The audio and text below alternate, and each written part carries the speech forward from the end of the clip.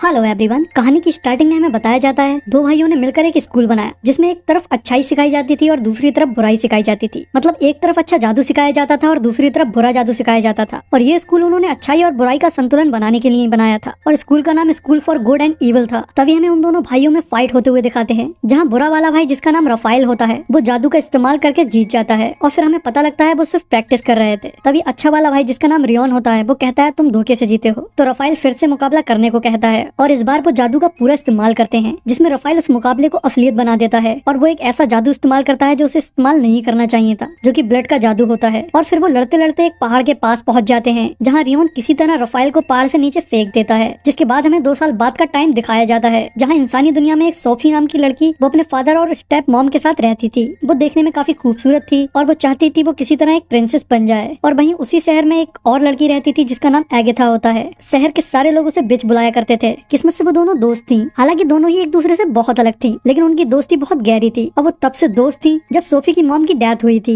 जिसके बाद हमें दिखाते हैं वो दोनों स्कूल जाती हैं और उसके बाद में वो एक बुक स्टोर पे जाती हैं, जहाँ एगेथा भूत प्रेत की बुक्स लेती है और सोफी परियों और प्रिंसेस वाली बुक्स लेती है। लेकिन बुक स्टोर कीपर सोफी को एक बुक देता है जो कि school for good and evil से आई होती है, लेकिन उन दोनों को उस स्कूल के बारे में कुछ नहीं पता होता है। तो सोफी पूछती है ये किस जगह है, जिसपे वो बुक स्टोर कीपर बताती है ये किसी को नहीं पता है ये स्कूल कहाँ पर है, इसी दुनिया में है या फिर किसी और दुनिया में है। वो बताती है सारी कहानियां भी यहीं से स्टार्ट हुई हैं, वो यहीं लिखी जाती हैं। लेकिन एगेथा उसकी बात का विश्वास नहीं करती है। तो वो बताती है कि अब से 20 साल पहले यूना नाम की लड़की को इसी स्कूल के मॉन्स्टर उठाकर ले गए थे, जिसका आज तक कुछ भी नहीं पता है। तभी वो दोनों वहाँ से चली जाती हैं और सोफी उस स्कूल में जाने के लिए एक लेटर लिखती है, क्योंकि वो अपनी लाइफ से परेशान हो गई थी। उसे अपनी लाइफ बिल्कुल भी अच्छी नहीं लगती थी। उसकी स्टेप मदर उसे बहुत बुली किया करती थी और वो उस लेटर को लिख के एक पेड़ पे लगा देती है, जहाँ सोफी और एगेथा का नाम भी लिखा होता है। और तभी वहाँ पर एगेथा भी आ जाती है। तो सोफी उस स्कूल में जाने के बारे में उसे बताती है, लेकिन एगेथा उसे जाने से मना करती है और उसे ना जाने के लिए मना लेती है। पर सोफी के दिल में कुछ और ही होता है। वो रात को वहीं आ जाती है, लेकिन एगेथा को भी उस पर शक था, इसलिए वो भी उसका पीछा करते करते वहीं आ जाती है। और उन दोनों में बात ही हो रही होती है कि वहाँ पर एक फॉक्स से बना हुआ मॉन्स्टर आ जाता है, जो कि सोफी को पकड़कर ले जाने लगता है। तो एगेथा भी उसके हाथ पकड़ ले, तो वो उन दोनों को एक जगह ले जाकर छोड़ देता है, जहाँ अचानक से एक बहुत बड़ा सा बाज आ जाता है और वो उन दोनों को वहाँ से उठाकर ले जाता है, जहाँ वो एगेथा को अच्छाई के स्कूल में और सोफी को बुराई के स्कूल में छोड़ देता है। तो सोफी वहाँ के वुल्फ गार्ड से कहती है मैं यहाँ गलती से आ गई हूँ, मुझे अच्छाई के स्कूल में होना चाहिए था। लेकिन वो उसकी बात को नहीं सुनता है और उसे अंदर भेज देता है। तो वो अंदर जाकर एक लेडी से शिकायत करती है जिसका नाम लेडी लेसो होता है, जो कि बुराई की स्कूल की प्रिंसिपल होती है। लेकिन वो उसे बताती है कि परिंदे से कभी भी गलती नहीं होती है। तभी हमें एगेथा को दिखाते हैं जो कि अच्छाई के स्कूल में होती है, लेकिन वहाँ के कुछ स्टूडेंट एगेथा के बालों और कपड़ों की हंसी उड़ा रहे होते हैं। तुम तो बिल्कुल चुड़ैल लग रही हो, तुम्हें इस स्कूल में नहीं आना चाहिए था, तुम शायद गलती से यहाँ आ गई हो। लेकिन तभी परिया एगेथा को जबरी अंदर ले जाती है, जहाँ उसकी मुलाकात एक लेडी से होती है जिसका नाम प्रोफेसर डेबी होता है, जिससे एगेथा कहती है वो यहाँ नहीं आना चाहती थी, यहाँ तो उसकी दोस्त आना चाहती थी। तो प्रोफेसर बताती है नेवर यहाँ नहीं आ सकती और परिंदे से कभी गलती नहीं होती है। एगेथा को नेवर का मतलब नहीं पता होता है, तो इसलिए प्रोफेसर उसे बताती हैं जो बच्चे बुराई के स्कूल में जाते हैं उन्हें नेवर बुलाया जाता है, क्योंकि वो कभी भी खुश नहीं रहते हैं, और जो बच्चे अच्छाई के स्कूल में आते हैं उन्हें एवर बुलाया जाता है, क्योंकि वो हमेशा खुश रहते हैं। जिसके बाद उन सारे बच्चों को एक हॉल में बुलाया जाता है, जहाँ एगेथा एक बहुत भारी सी गाउन पहनकर आई होती है और उधर सोफी सिर्फ सिंपल से ब्लैक कपड़े पहनी हुई होती है, जबकि उन दोनों की पसंद इससे बिल्कुल उल्टी होती है। पर बुराई के लोग हमेशा काले और सिंपल कपड़े पहनते हैं और अच्छाई वाले लोग फैशनेबल कपड़े पहनते हैं। तभी उसके बाद में एवर मतलब अच्छे लोग अपनी स्किल्स दिखाते हैं और उस दुनिया के अगले राजा डेट्रोस को दिखाया जाता है, तो वो भी अपनी कुछ स्किल्स दिखाता है। जिसके बाद में नेवर्स मतलब बुरे बच्चों में से एक बच्चा उसको चैलेंज कर देता है, तो उन दोनों के बीच में मुकाबला होता है, लेकिन डेट्रोस उस साइक्लोप को हरा देता है क्योंकि उसके पास में एक्सकैलिबर होती है। तभी डेट्रोस का ध्यान सोफी और एगेथा दोनों पे ही जाता है, लेकिन वो एक दूसरी लड़की के पास जाकर बैठ जाता है। तभी वहाँ पर स्कूल के हेडमास्टर रियोन आते हैं, जो कि अब काफी बूढ़े हो गए होते हैं। वो उन बच्चों से कहते हैं तुम सबको अच्छे से पढ़ना है और सारे रूल फॉलो करना है, क्योंकि जो बेस्ट स्टूडेंट होगा उसी को स्टोरियन चुनेगा, उसी की स्टोरी इंसानों की दुनिया में पहुंचाई जाएगी, जिससे वो लोग प्रेरित होकर अपना लक्ष्य चुन सकें। और तभी अचानक से सोफी पूछती है अगर कोई गलत स्कूल में आ गया हो तो,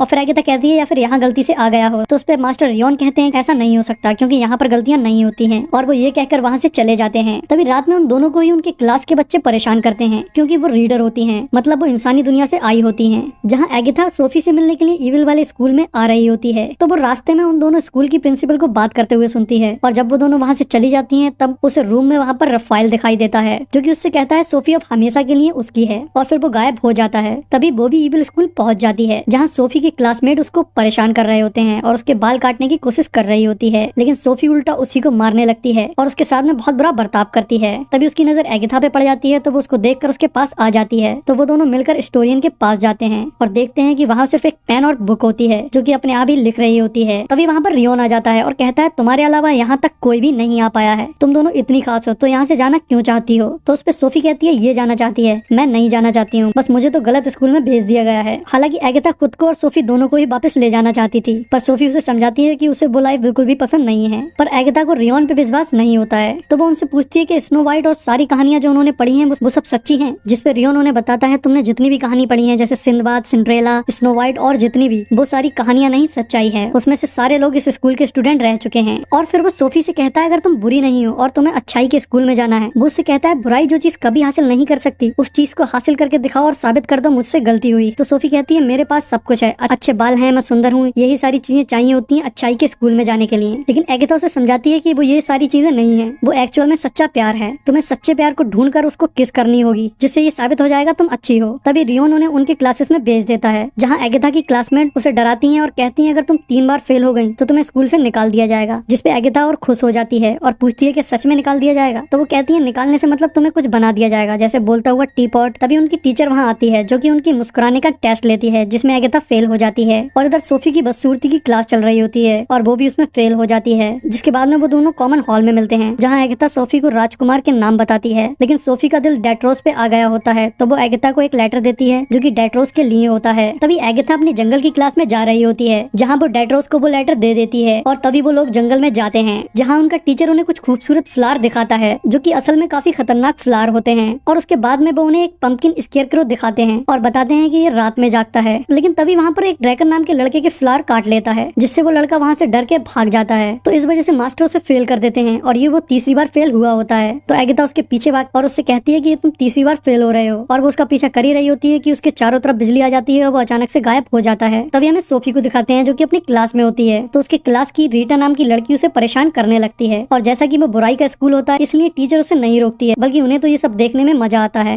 तभी रीटा अपने एक टैटू से छोटा सा ड्रैगन निकालती है जो कि सोफी पे हमला करने लगता है और सोफी कुछ नहीं कर पा रही होती है, वो सिर्फ चिल्ला रही होती है। लेकिन तभी अचानक से वहाँ पर बहुत सारी मधुमक्खी आ जाती हैं और उस ड्रैगन को मारने लगती हैं जिससे रीटा का भी दम घुटने लगता है। तभी सोफी उन मक्खियों को रुकने को कह देती है तो पता लगता है कि वो रफाइल था। तो लेडी लेसो सोफी को अपने साथ ले जाती हैं जहाँ सोफी पूछती है ये कौन था। तो लेडी लेसो उसे रफाइल के बारे में बताती हैं और उससे कहती हैं तुम बहुत पावरफुल हो। लेकिन सोफी उससे खुश नहीं होती है क्योंकि उसे पावरफुल नहीं बनना था, उसे तो बस अच्छाई वाले स्कूल में जाना था। और लेडी लेसो उससे ये भी कहती है कि अगर रफाइल तुम्हें फिर से मिलने आए तो इसके बारे में तुम सिर्फ मुझे बताना और किसी को मत बताना। जिसके बाद हमें प्रोफेसर डूबी को दिखाते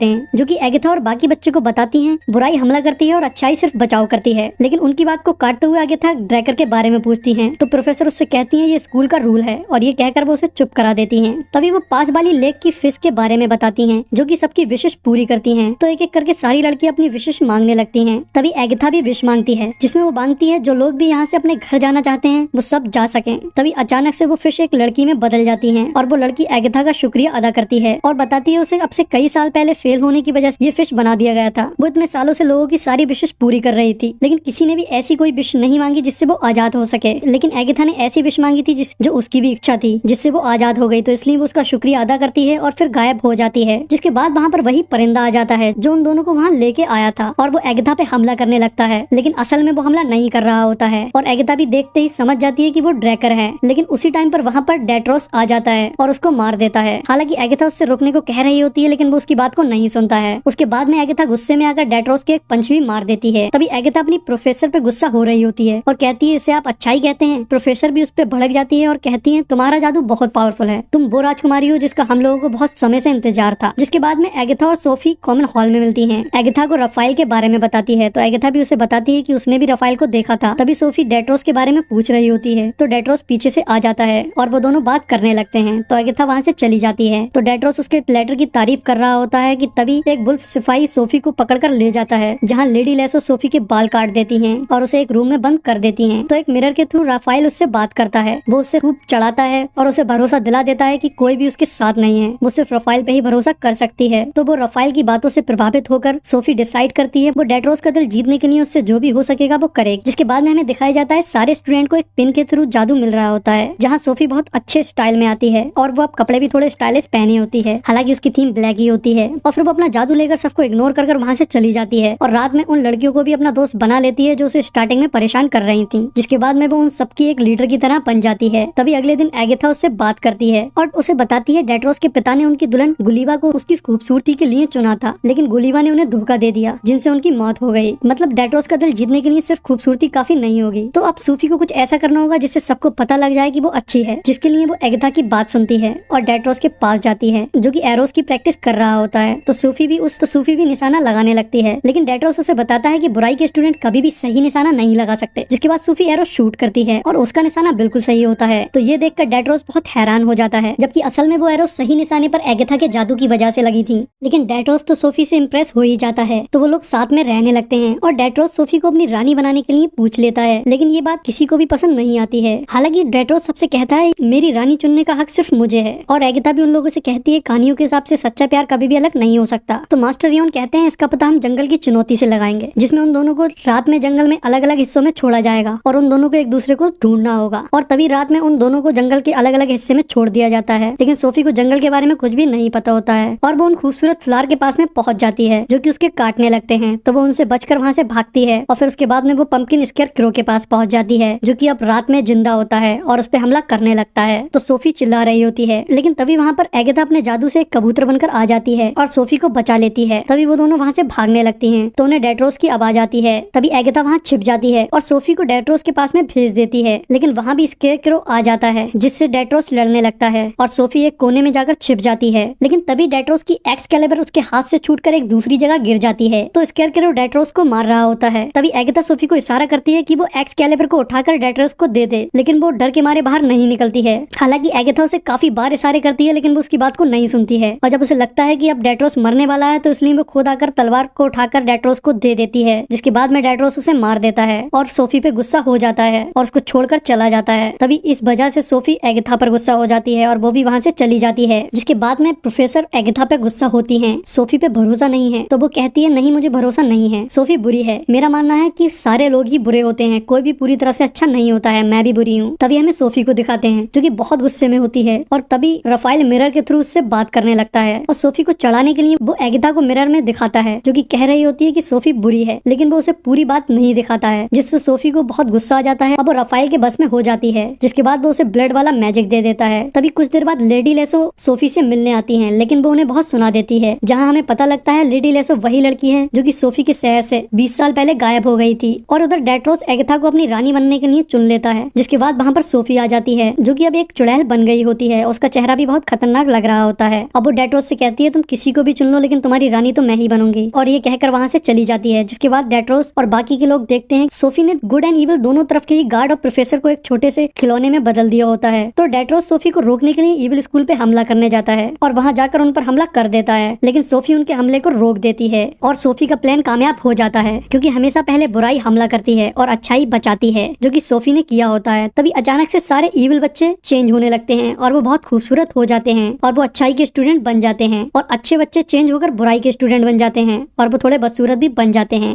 जिसके बाद में उन लोगों के बीच में फाइट होने लगती है, वो सारे लोग एक दूसरे पे हमला करने लगते हैं। तभी एगाथा सोफी को समझाने की कोशिश करती है, लेकिन वो जादू से उसे दूर फेंक देती है और स्टोरियन के पास चली जाती है, जहाँ वो रियोन को मारने आई होती है। लेकिन वहाँ जाकर उसे पता लगता है कि रियोन ही रफाइल है, तो वो कहती है तुम तो मर गए थे, तो वो बताता है वो नहीं मरा था, उसने वापस आकर अपने भाई को मार दिया था और उसकी जगह ले ली थी। सोफी को उसके भाई को मारना पसंद नहीं आता है, पर रफाइल उसे बहला और फुसलाकर किस कर लेता है, जिससे वहाँ सब तबाह होने लगता है। तो सोफी रफाइल को ये सब रोकने को कहती है, लेकिन वो नहीं रोकता है। तो सोफी कहती है मैं सबको नहीं मारना चाहती थी, मैं तो सिर्फ राज करना चाहती थी। और तभी वहाँ पर एगाथा आ जाती है, तो रफाइल कहता है अब ये मेरी है, तुम इसे मुझसे नहीं ले जा सकती। जिसपे एगाथा कहती है जब तक मैं जिंदा हूँ मैं उसको कुछ भी नहीं होने दूंगी। तो रफाइल उस पर उस पेन से अटैक कर देता है, लेकिन एगाथा के सामने सोफी आ जाती है और वो पेन उसके लग जाता है, जिससे उन दोनों का बंधन टूट जाता है और वहाँ की जितनी तबाही हुई होती है वो वापस से ठीक होने लगती है। तभी वहाँ पर डेट्रोस आ जाता है जो कि रफाइल को मारने की कोशिश करता है, पर रफाइल उससे बहुत पावरफुल होता है और उससे कहता है मैं एक्सकैलिबर से नहीं मर सकता, अगर तुम्हारे पिता के हाथ में होती तो शायद मर जाता। जिसके बाद वो डेट्रोस को मारने लगता है और उसकी तलवार भी उसके हाथ से दूर जाकर गिर जाती है। तो सोफी मरते टाइम अपने जादू से उस तलवार को उठाती है और रफाइल के खंजर को उससे गिरा देती है, और उसके बाद में एगाथा उस तलवार को कूदकर पकड़ लेती है और रफाइल को वहीं मार देती है। पर इधर सोफी मर जाती है, तो एगाथा उसे देखकर रोने लगती है और उसके आंसू निकलकर सोफी के जख्म पर गिर जाते हैं, जिससे वो अचानक से ठीक हो जाती है। और हमें दिखाते हैं अच्छाई और बुराई दोनों के स्टूडेंट एक दूसरे की हेल्प कर रहे होते हैं और वो एक दूसरे के साथ खड़े होते हैं, जिसके बाद वहाँ पर एक पोर्टल खुल जाता है जो कि उन दोनों के घर का रास्ता होता है। तो सोफी एगेथा से कहती है तुम यहीं डेट्रोस के पास रुक जाओ, मैं वापस अपनी दुनिया में चली जाती हूँ। लेकिन एगेथा उसका साथ नहीं छोड़ती है, वो भी उसके साथ में अपनी दुनिया में चली जाती है और वो फिर से उसी जिंदगी को जीने लगते हैं। बस फर्क इतना होता है कि अब उनके पास में जादू होता है। तभी एक दिन डेट्रोस का एरो इंसानी दुनिया में आ जाता है और उससे आवाज आती है कि एगेथा मुझे तुम्हारी जरूरत है। और यही हमारी मूवी का एंड हो जाता है। गाइस इस मूवी का नाम school for good and evil है, जो कि हाल ही में नेटफ्लिक्स पर रिलीज हुई है। सो गाइस प्लीज चैनल को सब्सक्राइब कर दो, बेल आइकन को दबा दो और वीडियो को लाइक कर दो।